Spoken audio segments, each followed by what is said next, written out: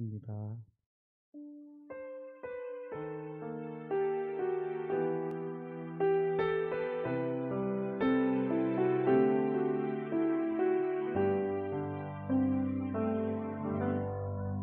네, 하나님 말씀 같이 보겠습니다. 룻기 4장입니다. 룻기 4장 1절부터 17절까지 말씀입니다. 룻기 4장 1절부터 17절까지 말씀을 저하고 함께 교대를 읽도록 하겠습니다. 보아스가 성문으로 올라가서 거기 앉아 있더니 마침 보아스가 말하던 기업 물을 자가 지나가는지라.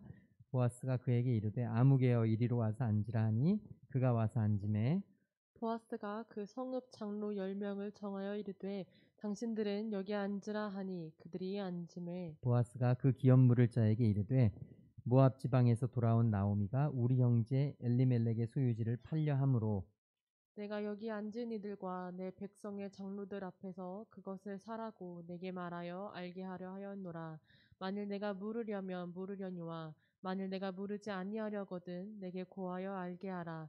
내 다음은 나요 그 외에는 물을 자가 없느니라 하니 그가 이르되 내가 물으리라 하는지라. 보아스가 이르되 내가 나오미의 손에서 그 밭을 사는 날에 곧 죽은 자의 아내 모압 여인 루색에서 사서 그 죽은 자의 기업을 그의 이름으로 세워야 할지니라 하니 그 기업 물을 자가 이르되 나는 내 기업에 손해가 있을까 하여 나를 위하여 물으지 못하노니 내가 물을 것을 내가 물으라. 나는 물으지 못하겠노라 하는지라. 옛적 이스라엘 중에는 모든 것을 무르거나 교환하는 일을 확정하기 위하여 사람이 그의 신을 벗어 그의 이웃에게 주더니 이것이 이스라엘 중에 증명하는 전례가 된지라.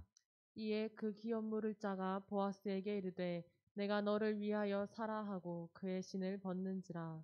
보아스가 장로들과 모든 백성에게 이르되 내가 엘리멜렉과 기럨과 말론에게 있던 모든 것을 나오미의 손에서 산 일에 너희가 오늘 증인이 되었고 또 말론의 아내 모압 여인 룻을 사서 나의 아내로 맞이하고 그 죽은 자의 기업을 그의 이름으로 세워 그의 이름이 그의 형제 중과 그곳 성문에서 끊어지지 아니하게 하매 너희가 오늘 증인이 되었느니라 하니 성문에 있는 모든 백성과 장로들이 이르되 우리가 증인이 되나니 여호와께서 내 집에 들어가는 여인으로 이스라엘의 집을 세운 라헬과 레아 두 사람과 같게 하시고 내가 에브랏에서 유력하고 베들레헴에서 유명하게 하시기를 원하며 여호와께서 이 젊은 여자로 말미암아 내게 상속자를 주사 내 집이 다말이 유다에게 낳아준 베레스의 집과 같게 하시기를 원하노라 하니라. 이에 보아스가 룻을 맞이하여 아내로 삼고 그에게 들어갔더니 여호와께서 그에게 임신하게 하심으로 그가 아들을 낳은지라. 여인들이 나오미에게 이르되 찬송할지로다. 여호와께서 오늘 내게 기업 물을 자가 없게 하지 아니하셨도다. 이 아이의 이름이 이스라엘 중에 유명하게 되기를 원하노라. 이는 내 생명의 회복자이며 내 노년의 봉양자라. 곧 너를 사랑하며 일곱 아들보다 귀한 내 며느리가 낳은 자로다 하니라. 나오미가 아기를 받아 품에 품고 그의 양육자가 되니 같이 읽겠습니다. 그의 그의 이웃 이웃 여인들이 여인들이 그에게 그에게 이름을 이름을 지어 지어주되 주되 나오미에게 나오미에게 아들이 아들이 태어났다 태어났다 하여 하여 그의 그의 이름을 이름을 오벳이라 오벳이라 하였는데 하였는데 그는 그는 다윗의 다윗의 아버지인 아버지인 이새의 이새의 아버지였더라. 아버지였더라. 아멘. 아멘. 오늘도 하나님의 은혜와 평강과 사랑이 우리 가운데 함께 하시기를 간절히 소망합니다. 룻기가 어느덧 이제 마지막 시간이 되었습니다. 룻은 하나님의 은혜로 산 하나님의 사람이었습니다. 오늘 저와 여러분의 삶이 이 룻과 같은 은혜의 삶이 되었으면 좋겠습니다. 은혜가 저와 여러분을 여기까지 이끌고 은혜 때문에 우리의 삶에 살아갈 힘을 얻고 은혜로 말미암아서 오늘도 이 시간 하나님의 은혜를 사모할 수 있는 주님의 귀한 자녀들이 될 수 있기를 간절히 소망합니다.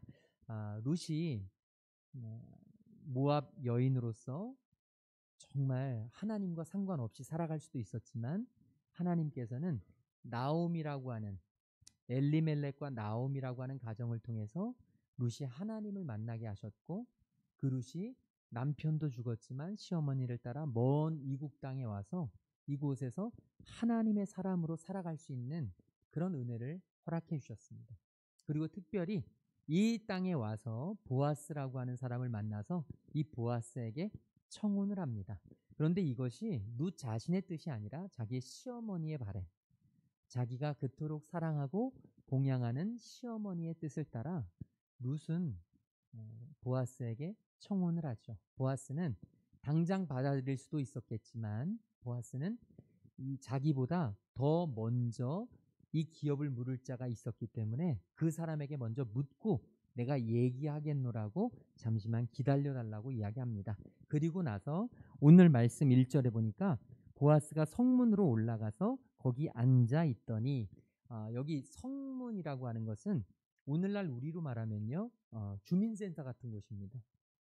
그러니까 그 당시에는 건물이 없었어요. 어떤 행정 처리를 할 수 있는 건물이 없어서 우리도 예전에 시골에 가면 이렇게 어귀가 있잖아요. 시골 이렇게 들어가는 입구 거기에서 모든 사람들이 만나서 얘기하고 장사도 하고 그곳에서 일이 이루어졌어요. 사고 팔고 이때도 마찬가지였습니다. 모든 일이 성문 그 성문에서 이루어졌고 특별히 사람들이 만나고 사고 팔고 행정적인 업무가 일어나고 거기에 법률적인 일까지 그러니까 이 기업을 물은다는 것은 굉장히 법률적인 일이었습니다. 그래서 사람들이 우리로 말하면 구청에 가서 신고해야 되는 것처럼 굉장히 형식적인 절차를 따져야 됐죠. 그래서 보아스가 성문으로 올라가서 거기에서 기업 물을 자, 보아스가 얘기했던 그 기업 물을 자를 만나게 되는 것이죠.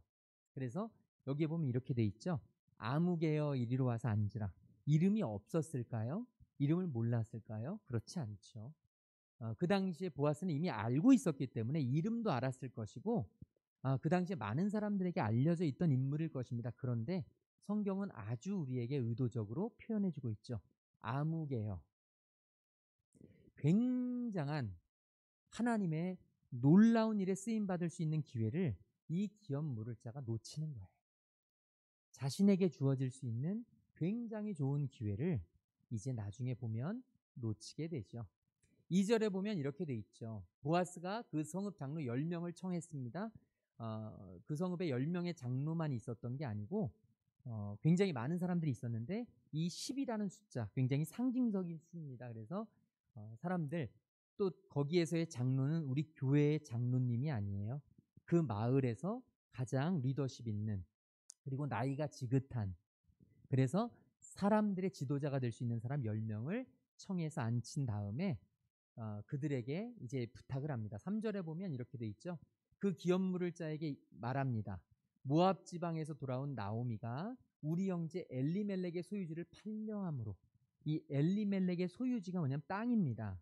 그 가정에 물려 내려오던 땅 원래 이 땅은 아들에게 물려줘야 되는데 아들이 말론과 기럐이 다 죽었잖아요. 그러니까 어머니인 이 나오미에게 이 소유지가 있었던 것입니다. 그런데 이 나오미와 룻이 먹고 살기가 어려우니까 그걸 팔려고 하는 거죠. 그걸 팔려고 하는데 말씀드렸잖아요. 친족 중에 이렇게 남편이 되면 친족 중에서 이걸 받으면 굉장히 싸게 파는 거예요. 그 당시로서는 굉장히 혜택을 누릴 수 있는 거죠. 그러니까 당신이 그걸 사겠냐? 4절에 보면 이야기합니다. 사람들 앞에서 당신이 사겠냐? 살 거면 사시고 안 살 거면 다음은 내 차례니까 내가 사겠다. 이제 이야기를 합니다. 5절에 보면 4절에 보면 그렇게 얘기하고 5절에 이렇게 얘기하죠. 보아스가 뭐라고 이야기하냐면 그 밭을 사는 날에 문제가 있어요. 그게 뭐냐면 바로 그 며느리. 그러니까 땅만 사는 게 아니고 땅에 속해 있는 그 며느리까지도 하나로 묶어서 패키지로 이야기하는 거예요. 왜 그랬냐면 그 기업을 이어가야 됐기 때문에 지금 여기에 보면 이렇게 표현돼 있죠. 그 죽은 자의 기업을 그의 이름으로 세워야 할지니라.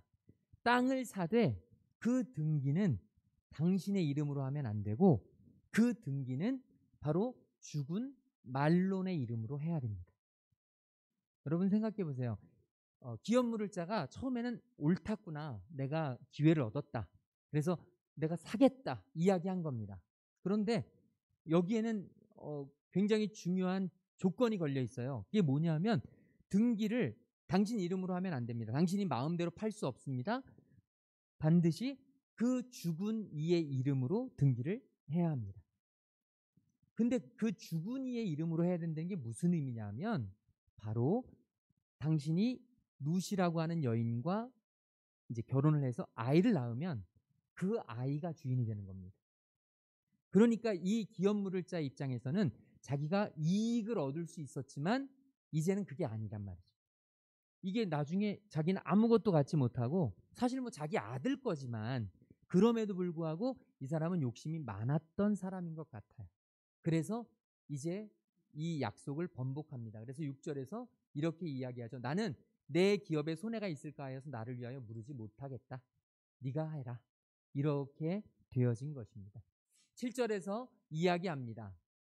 이 당시에 계약을 할 때는 신발을 벗어서 주는 그런 전례가 있었어요. 그래서 이것은 네 것이다 라고 하는 의미로 신을 벗어서 주는 것입니다. 소유권을 전해주는 거예요. 우리처럼 지금처럼 계약서를 쓸 수가 없잖아요. 그러니까 신발을 벗어서 주는 게 계약서를 대신하는 것입니다.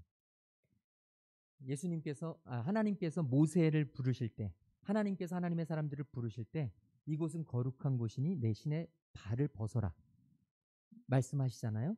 이 신을 벗는다는 것 굉장히 이스라엘 백성들에겐 중요한 의미였습니다. 뭐냐면 소유권이 이전되는 거예요.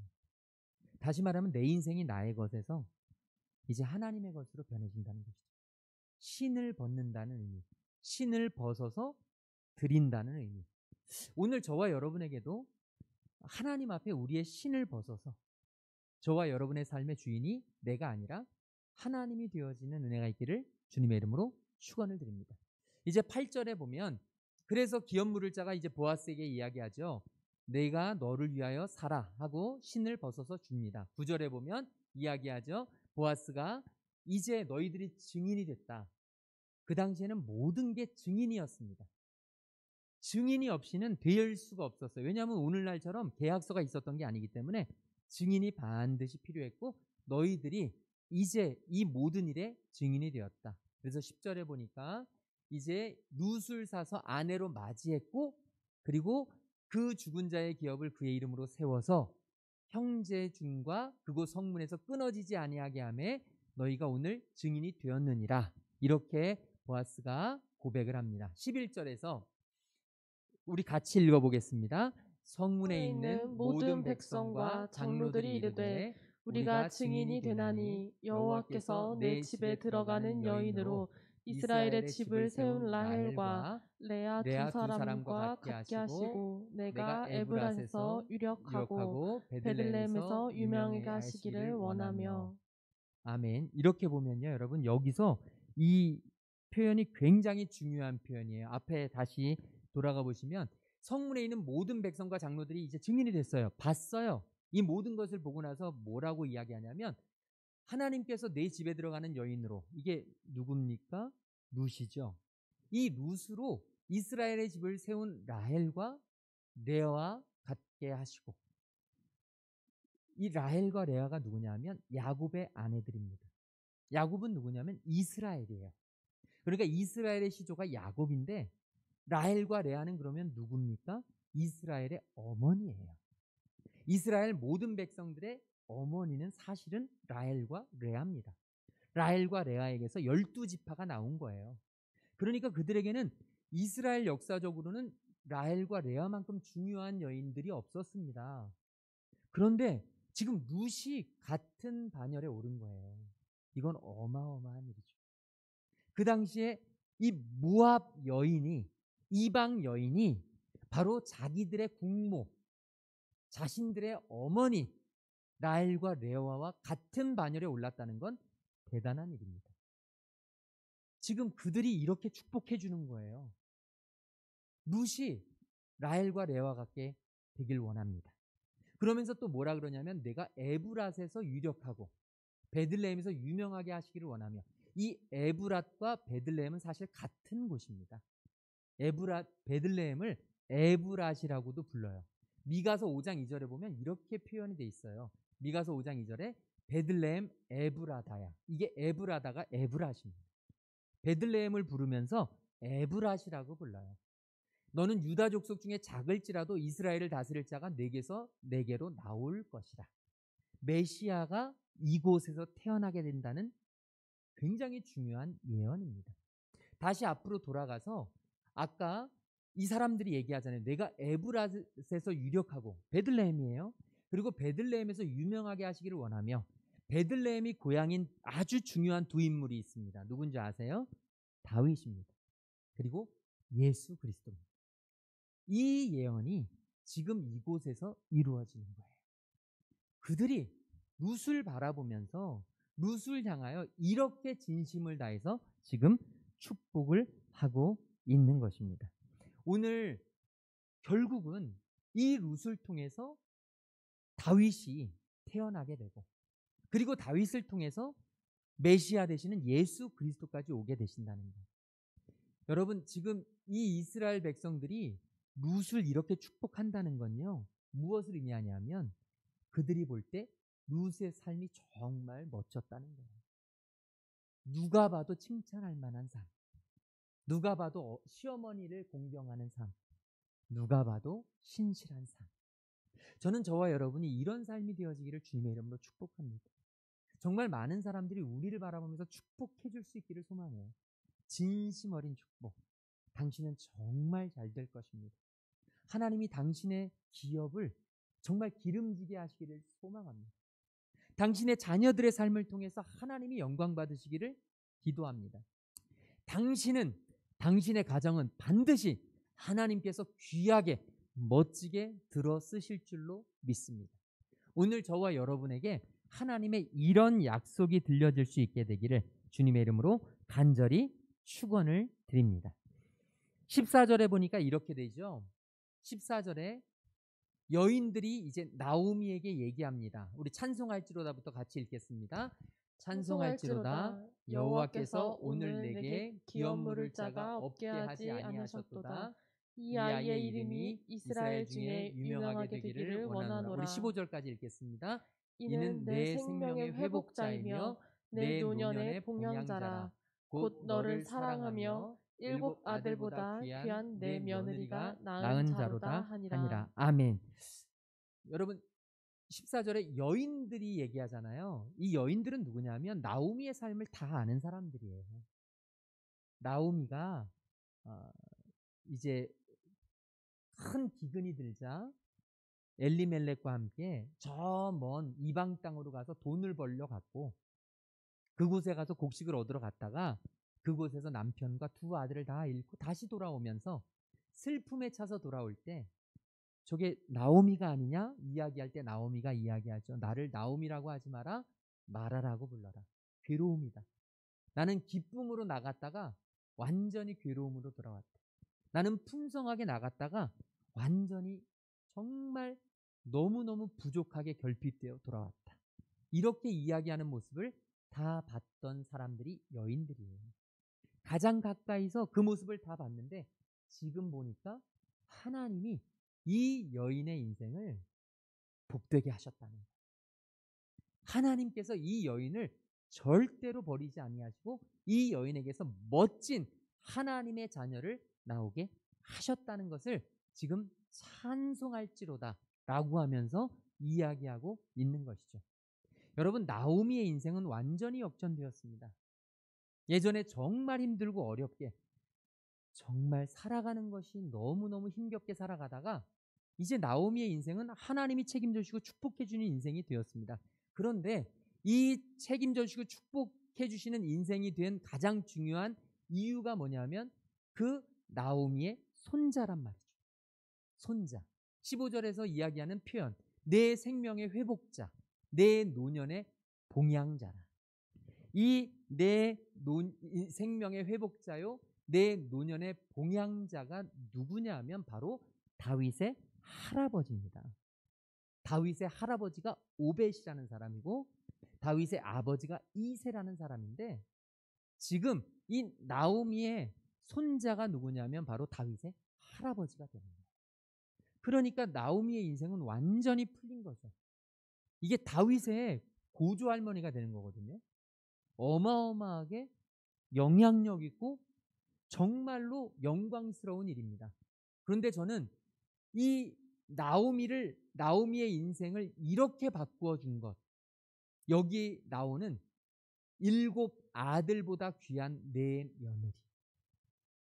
저는 이 7 아들보다 귀한 며느리가 나오미의 인생을 바꾸어 주었다고 확신합니다.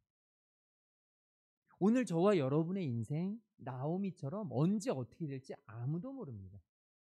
내일이면 꽃이 피겠지, 모레면 이제 탄탄대로겠지, 우리 생각하지만 인생은 정말 내 마음대로 되지 않습니다. 한순간에 어떤 일이 일어날지 모르고 언제 어디서 어떻게 내 인생을 어려운 일들이 덮칠지 우리는 알 수가 없습니다. 그런데 여러분, 그와 반대로 내 인생에서 그렇게 먹구름만 들이오는 게 아니란 말이죠. 이 나오미에게 찾아왔던 너무너무 소중한 7 아들보다 귀한 며느리처럼, 여기 7 아들이란 그냥 아들 7명을 의미하는 게 아니라 성경에서 7이라는 숫자는 완전한 숫자거든요.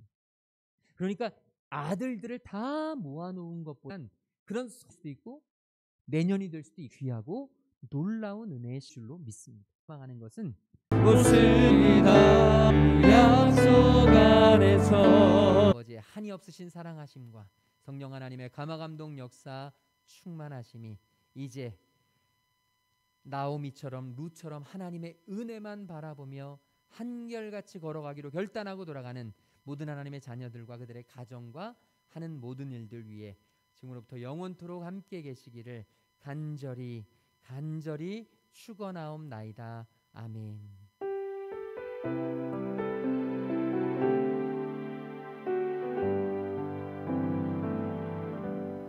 남은 한 주도 믿음으로 승리하시기 바랍니다.